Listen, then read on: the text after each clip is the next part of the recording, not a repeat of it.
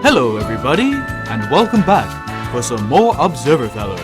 In this episode, we've got WCP playing Gondor and Dud playing Dwarves. Both players went random, so let's see how this goes.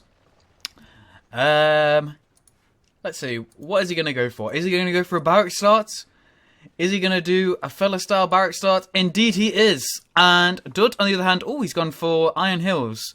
And he has also, oh no he hasn't, he's gone for 2 Dwarven Stone Masters, which is quite typical of Dud's play. He very often doesn't go for the barrack starts. He, in fact, very often goes for eco rushes, as you may have seen in some other games that he's featured in. Excuse me, just 1 second. Oh my goodness me. I'm just recovering from a cold, so forgive me if I'm a little nasally today. I may be a little nasally, and I apologise for that. I may also have been a bit nasally in the last video that I posted. I kept having to edit out some of my sniffs in the editing of that video. I hope you enjoyed it. The balanced discussion of Imladris versus Isengard. Dud is one of those players who doesn't believe that that matchup, I should say, is broken in Isengard's favour. Here, a nice little strategy there using the Iron Hill Scout to grab that farm. So he's stolen that from WCP, and he's actually going to chase Pippin down here with this Scout. But Pippin turns around. I'm pretty sure that Pippin will win against that Scout. He's going over to try and capture this farm, but he has to realise now that he's got no opportunity to take it. Now, is he going to start attacking? He is. Now, he should put him on his sword here, because that gives him more armour. And that's it, actually. Pippin is going to die to the Scout. So, that's pretty terrible news for WCP already very early on in this game. Let me just get... Wow, a long reaction time with Pippin. Yes. Feely saw it as well. Although he got out an Elven Cloak in time, which is very nice. I did just miss that. Usually, or a lot of the time when you use an Elven Cloak, when the enemy is right close to you, sometimes it doesn't work, but it seems as if it has worked here. Unfortunately, it seems that WCP perhaps needs to watch one of my How to Creep videos, because he almost lost a battalion of swords there to the Wildman creep, and he's had to send another one over to help out. So it looks like he's gone for a pike as well here, so let's have a look. He's still only got 1 barracks. Now he's building one of his first eco buildings on the inside, and it's a townhouse, so perhaps he's going for the elite troops. Or, I mean... he has to go for some kind of elite troops. There is no reason to get the townhouse unless you're going for some kind of elite troop. You can potentially forget about making tower guards if that's what you prefer, but you have to get rangers if that's the case, because otherwise, if you're not going to do that, you have to simply get the blacksmiths is the name that I was looking for. You have to get the blacksmiths, otherwise you're completely wasting these townhouses. So that would suggest that he is going for some kind of elite troop. Whether it's tower guards or not is yet to be seen. Who would you consider has an advantage right now? I'm going to say Probs Gondor. Now, I mean, and let me just say this, although Dud is ahead on inside eco, Gondor has, I'm sure this is very entertaining for you guys to watch, has better, please don't lol at me if I make any terrible spelling mistakes, has better map control and more units on the pitch map. It's not football, but and this is I'm basically, I mean, do I even need to speak now? You guys can just read what I'm typing, and there you go, commentary done. I might just do that in my next videos. But Gondor has to be aggressive, or the inside eco advantage, how do you spell that, will win out. So yes, forgive me, a little bit of typing there, just a little bit of conversation with Feely. So look at this, Dud has still only got these 2 units out here. Now, in my opinion, this is a terrible mistake on his part. Okay, so he's gone for this crazy eco rush, and actually he's upgrading his eco buildings as well. That is bizarre. Now, what I was just basically saying there was, and look at that, there goes one of his battalions. He got a few of these scouts out as well, but I mean, these scouts aren't that great unless you upgrade them until they become actual cavalry. Yes, he's got these inside buildings, and he's gone for such a huge eco rush like that, but it's really not going to work out well for you unless your enemy just plays the most awful way he possibly could. And by that I mean like the worst counter to this style of play. The worst counter to this style of play is to be super passive. Like if for example WCP was to just go ahead and like build a couple of outposts, camp around his outposts, then maybe he could lose the game in that way. But if he does like he's doing now, creeping all the outside creeps here and try and harass some of his farms, which it looks like he is potentially looking to do that, as well as stealing the 2 trolls, that is GG right there for Dud. As long as WCP doesn't play absolutely terribly. Because how is Dud going to regain control of the map once WCP has the entirety of the map and Dud simply has no units on the map, which is kind of crazy. It looks like he's rushing for the elite equipment, which is an interesting idea, but one that I predict will ultimately fail as long as WCP plays it right. That was a hard sentence to get out. Yes. Also, WCP could be thinking about getting cavalry here, especially if he sees these elite units start to come out. The Ironbreakers. You're a bad person. Well, we all try and kill each other any day, and that's just the way that the game goes. Sus Dud. Let me just reply to what Feely said. It's okay, IMO, to leave the troll, but when the opportunity arises, then it should be taken or stolen. Oops, why? No question mark. I don't know why I put a question mark in there.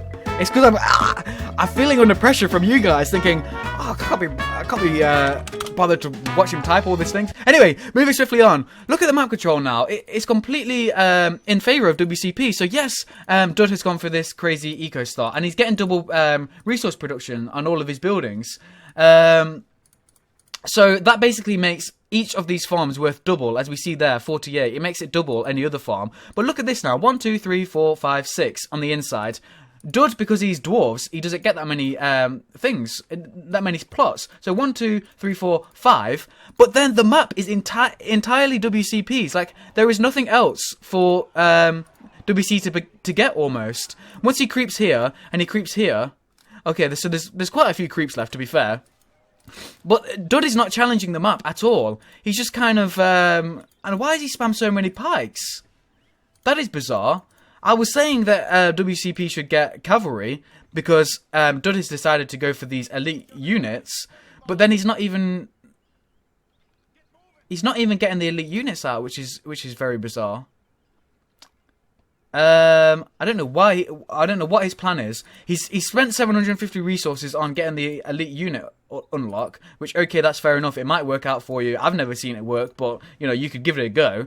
But why buy that and then not even make any of the elite units? Just get a load of pikes. Yeah, the pikes are pretty good because they have this very nice shield wall formation where you get plus 20% armor and damage. But at the end of the day, the swordsmen are still the counter to pikes.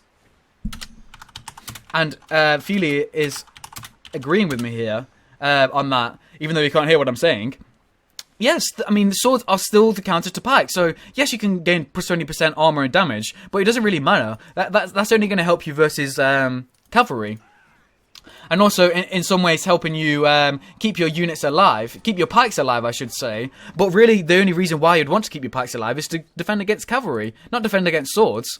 So a little bit of bizarre play. He's also not putting them in the formation, and he's just kind of running away. So some strange behaviour so far in this matchup from the Iron Hills player. Now he's getting these elite units out. He's queuing here, which is never good. So that's 500 resources here that are doing nothing for him.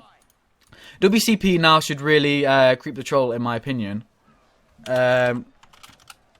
Mao would be a good idea to creep the troll. Chairman Mao would creep the troll if he was here. Now would be a good idea to creep. We're not in France. Creep the troll. Oh dear, these poor crossbowmen. Rip. Just absolute rip. And oh, they're all kind of standing on top of each other around this this pot of whatever it is. So yes, I mean, as I predicted, this crazy eco start really hasn't served Dud well because WCP has not made any huge mistakes. It's not like he's played completely amazingly, shockingly brilliant. He's just kind of, gained control of the map, got out plenty of units, creeped, harassed his enemy farms. He's got the entirety of the map. He's gone for Boromir, which is very nice. He's going to transition into Tower Guards, it seems, unless he's looking for some early Guards of the Citadel, which would be very interesting, although I think Tower Guards are the better decision at the moment. Just because, I mean, these Guards of the Citadel are extremely good. The reason I like heroic units in particular, a lot of the time is because of the powers that they get. And of course, because they heal nearby units, which is very nice. He's also got enough money for upgrades now. Now he's getting out the cavalry, which really, there's not that much of a big point in getting cavalry now. Now that Dud has got this kind of clump of a lot of pikes, and he's also got a lot of the map. I mean, it's never really a bad idea not to get. It's never really a bad idea to avoid. How am I messing up this sentence so badly? It's not that bad of an idea to buy cavalry, no matter what the circumstances are. So I'm not going to criticize his decision to make cavalry, because as I've said so many times, cavalry, particularly in a Dane, is so important in so many different things. In killing units, units can't run away from the cavalry. It also allows you to get map control so easily. Decrease to elite heroic units. Something I would like to mention, if you're going to go for these town halls, like Gondor is doing here, particularly in this matchup, I would highly recommend getting rangers. And archers in general do so well against dwarves and slow dwarves, like these ironbreakers. Well, every unit of the dwarves for Iron Hills is slow, because don't forget they can't get Dale or Lake Town. And he's got the forged blades out here, and he's versing a lot of pikes. So really, this is GG now. If you didn't know, forged blades on sword units increase the damage done to other melee units. So it's like it's further countering the pikes. Now in comes WCP and charging into pikes. So this is the reason why I was saying that potentially cavalry isn't going to do so well. And look at that, half of the battalion is lost already from a bad trample. And really he doesn't actually need it at this point, because it's just... I mean, it's like it's all over. I mean, look at the knockback from the Ironbreakers though, which is very nice. So yes, if you target down the pikes first, and then trample the Ironbreakers with cavalry, that will stop the knockdown, and that will be very nice. But a bit of bad micromanagement there from WCP, I have to admit. That there's no real two ways about it. That wasn't like bad micromanagement, or what could be considered bad micromanagement of the cavalry to gain some kind of other advantage. That was just charging them into pikes. So that is an incorrect decision on his part to do that, or rather a mistake on his part to do that. However, Sean Bean here, he's got some nice levels. He's level 4 now, so he's unlocked the Horn of Gondor, and in no time soon, he will get this ability, Heir of Gondor, which gives plus 30% armor to nearby allied troops. Now, if you combine that with Tower Guards, which it seems like WCP isn't going for, so I don't know why he's upgraded his building here and not gone for Tower Guards. That is the only reason I can see to upgrade the building, unless once again you're going to double upgrade it and go for the Citadel Guards. It seems as if he's got Beregond here as well, who's an extremely nice hero in his own right. Yes, that ability of Boromir at level 5 to give plus 30% armor, that works extremely well with the Tower Guards, because when you put the Tower Guards in their formation, they get something like plus 75% armor, which is huge. Then it stacks with Boromir's armor ability. So if you have Boromir with some Tower Guards, they become like an unkillable or unstoppable force, which could potentially be considered a little bit too powerful. And that is something that I have thought about before. I don't want to go out and say that it's OP, because there's a lot of things to consider before you start to say that. But it is potentially something that we could look at as a community to think maybe the Tower Guards in Edain are a little bit too strong with that armor boost from their formation. But that, once again, is for another video. So here he is creeping the troll. And look how easy it is to creep a troll when you're in the mid to late game and you've got plenty of heroes out. Really, my video on creeping was like how to creep in the early game, because that's where it's difficult to creep. If you have an army like this with upgrades and heroes, you can simply just tell them to attack the troll. They'll kill it within seconds, and then you can grab this money. Now, the counterbalance to that is money here. As we see, how much was that? It was around about 500, maybe 550 resources. which is nice. I mean, don't get me wrong, it's always nice to have more money. More money is just good in this game, and in life as well. More money is just great. Although it's a little bit more nuanced in real life. Anyway, that's a bizarre point. So moving swiftly on, yes, in the mid to late game, that money, that 550 resources or so that you get from the troll creep is nowhere near as important as it is in the early game.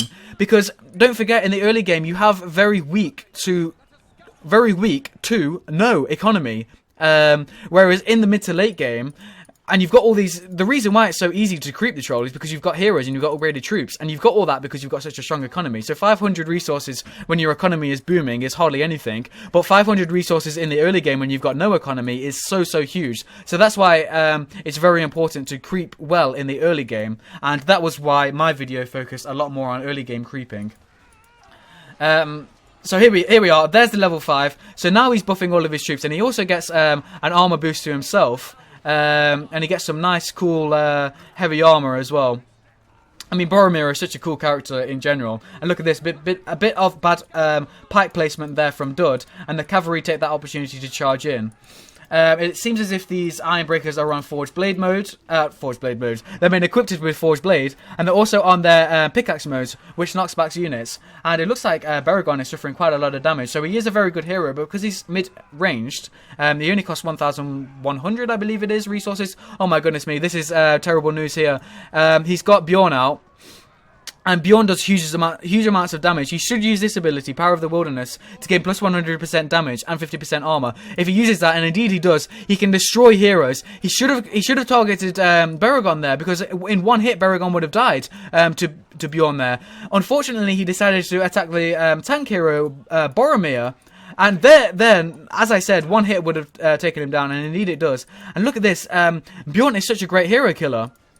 He uses a heal just in time to save Boromir. So really he should have retreated a lot quicker. The other thing about that wilderness ability is it knocks down things. Even heroes it knocks down. So if you get one hit in from Bjorn on an enemy hero with that ability activated, it's very difficult for your enemy to retreat that hero. So it looks like WCP had quite a cash flow there, and he used that cash flow to buy all of these nice lovely heroes, and really that is going to seal him the game now, because there is nothing that Dud can do, in my opinion, unless WCP makes a horrendous mistake. So it just showed you there that really I don't know what the hell Dud's talking about here. Yes, really it can it just showed perfectly that going for a kind of crazy eco rush like that, especially in 1v1s, really doesn't serve you well. Maybe you can get away with it in team games, because in team games you're going to have allies who maybe will go for infantry, and they can kind of help you out in the early game, so that because obviously if you go for an eco rush, all things considered, your mid to late game is going to be better, but it's not all things considered, because your enemy is going to be constantly attacking you and gaining advantages of their own. So yes, in a team game maybe it could work, but I don't even recommend doing it in a team game. So yes, it's pretty much GG now. A nice game, a nice example of why barrack starts are so effective in 1v1s, why gaining map control, as WCP did here, and look at the map. WCP has every single farm available, and he's creeped both of the trolls, although the troll creeping was probably a little too late, but it's really irrelevant at this point. So here we are, siege works, he's going to get siege, he's going to siege the base, and that is it, it's GG. What skill level are these players on? Both are pretty good. Yeah, so that's it. That is why being so aggressive and gaining the map control is so important. Because don't forget, I've said it so many times, but the inside eco buildings are 400 resources. And it is very important to get them, especially in the mid to late game, because you just need that extra economy. But the outside economy buildings are only 200 resources. So whilst Dud got a lot of resource buildings out quicker than WCP did, because he got these two very early ones, and WCP only managed to get this one and a barrack start, because don't forget that the scout captured this one. Like, as time went on, because WCP had more troops, he could gain more of the map, and he could start to creep a lot quicker, and then that money from creeps allowed him to invest more in his outside economy buildings. So even though Dud had kind of rushed for economy, and he did have an advantage on economy in the very early game, it was only a matter of time for WCP to kind of catch up on the economy, and he also had enough troops out to continue to build on his position. So really, I would say an incorrect meta game there from Dud. And it's nice to see these Rangers out as well, because Rangers are so good against slow Dwarves, because they can just basically employ a hit and run tactic. Some bad cavalry micromanagement, though, from WCP quite often in this game. Here is Gandalf. Very nice to see. I really like Gandalf. He's not very tanky, and you could consider his... look at this. This is one. I just said he's not very tanky, and look at that. He's getting hit by like 3 or 4 units, and he's just come out, and I was just about to say how much I really liked him, and I do still really like him. I was about to say how great he is, but there he goes. He dies within seconds. So if you don't really protect him very well, he can die like that. I do believe he's going to get a slight buff in the next patch. I'm not 100% certain on that, but I think that might be considered by the team. Because he did die extremely quickly there. He's been reduced to 2,500 resources in this patch, and this is a good opportunity to let you know that this is actually patch 2.7. It's not 2.5 anymore. We've moved on by 0.2 of a patch, and I don't know where patch 2.6 went, because I've never seen it. It's like Windows when they went from Windows 8 to Windows 10. We've gone from patch 2.5 to 2.7 all of a sudden. And actually, I really enjoy this patch. From the patch notes that I've seen, it gives a nerf to towers. It gives a nerf to catapults towards units, as we may be able to see here, which is extremely nice, because, like I've said before, I believe that catapults really should be anti-buildings, not anti-units. So that's nice to see. And I do believe there's also a 10% speed increase to all of the units in the game. Now, that is an area where I'm not 100% sure on how that's going to affect balance. But because it's just 10%, it's not going to be huge either way. But that's it, yeah. We're basically going to wait around now for the siege to happen. And while I do that, let me just take a drink of this Coke. What a great noise that is. Yes, this is something that I'd like to talk about as well in a day. Obviously, I love this game, and I play it way too much. Here it seems that he's got the Dol Amroth fortress. But this is something that can be considered a little bit boring at this point, where the map is completely won. There's no coming back from this position for Dud, as long as WCP doesn't make any horrendous mistakes, like I was going to make a joke there. Like losing his Gandalf within 3 seconds. Oops.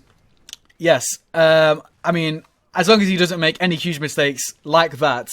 I mean, losing it once. I mean, and really, that is the prime example. Like, he's in such a good position, he can throw away Gandalfs like that. It's no big deal.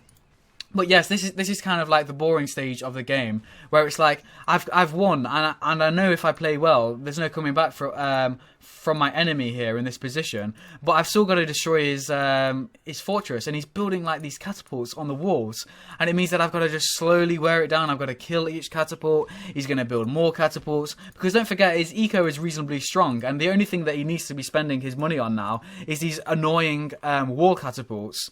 So that is something that the team is thinking as well, I believe. And this next patch, 4.5, not only is it spellbook power changes, it also changes to the siege. And I would like siege to become a more important, a more interesting feature of the game, so that it's not just like the game is fighting on the map, and then once the fight for the map is over, then you have to do a boring siege. It's like siege being part of the game, and being a more significant part of the game, and that is something that I'd really like to see. Although I it's really difficult to find the balance between allowing your enemy to come back through sieging and punishing them for early game mistakes. So I think it is very difficult to make sieging work in this way. I think if it does work, if the team does manage to do extremely well with redesigning sieging. I think it's just going to improve the game even more, because imagine, like, you always want that kind of cinematic sieging of fortresses. It's kind of a Lord of the Ringsy kind of thing to have. Like the Battle of Helm's Deep, the Battle of Minas Tirith. It's very cinematic, it's very cool to see these sieges of these fortresses. But at the moment, as a player, and even like me observing it now, it's not that fun to watch. Like, it's just catapult battles. It's like, I'm going to fire my catapults at your catapult, and you're going to fire back at me, but I'm going to move mine out of the way so that I don't get hit. And then I'm going to attack again, and I'm going to focus your wall. Oh, but you've rebuilt your catapult over here, so now I'm going to have to focus that again. It's just a bit like catapult battles. Like, sieging is like another feature of catapult battling. So yes, I would really like to see some nice, dynamic, different types of sieging, and really make sieging a nice feature of the game, as if it was like the game Stronghold, which has nice sieging features. I think it's going to be extremely difficult for it to be pulled off well.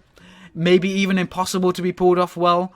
But obviously nothing's impossible, so I hope that it can be done well. So we'll go back to this specific game now, and we'll see that actually dwarves are... People talk about turtle factions. I personally don't like that term, because I don't believe that turtling with any faction works well, because if your enemy has such a dominant control over the map like WCP does here, really there is no chance of you winning as long as your enemy doesn't make huge mistakes.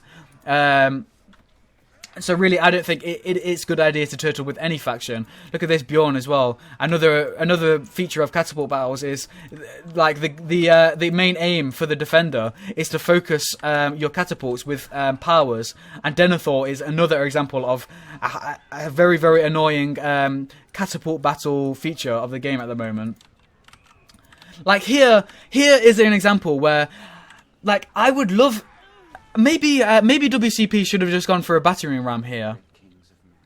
I think when the tower nerf comes in, and indeed there is a tower nerf in this patch, so really it would probably be a good idea for WCP to just get a battering ram and go in through the wall here, through the gate I should say, and then attack like that. Nevertheless, Dud is getting bored of this situation as well, so he's given the GG. So yes, more dynamic sieging. I think tower nerfs are going to be huge for that, because it means you can actually start to siege your enemy with units. Whereas when the towers are so strong, if you send your units in, they're all going to die, and it gives your opponent an opportunity to fight back. Therefore, you can only use catapults in at least catapult battles. So, there we go. A nice game, and there it is. That is a prime example. Okay, like they were reasonably near each other in the early game, but that's the case for everything, because you ideally start off in the same position. But WCP just... went away, built his advantages until it was insurmountable, and it was GG. So really, I would recommend not to do an eco rush like Dud did there. It works a little bit better in team games, but even there, I don't like doing it. So I hope you enjoyed. Here is some of the stats. So Dud still got a better kill to death ratio because of his elite units, but it doesn't really matter. Kill to death ratios aren't that big of a deal. It's win or loss. That is the only thing that matters. Look at the resource gathered and the max income. It's like 2 times plus WCP's economy versus Dud's, even though Dud went for the eco start. So just because you're going for a barrack start, it doesn't mean you're going to have a weak eco. It just means that you're going to get your economy in a different way, by creeping, by getting the outside farms, by creeping the trolls, and then investing that money that you got from your outside eco into your inside eco, and you're just going to win out every single time if your enemy plays like Dud played there, at least in my opinion, and as long as you counter it effectively, of course. So thank you for watching. I'll see you in the next one, and goodbye.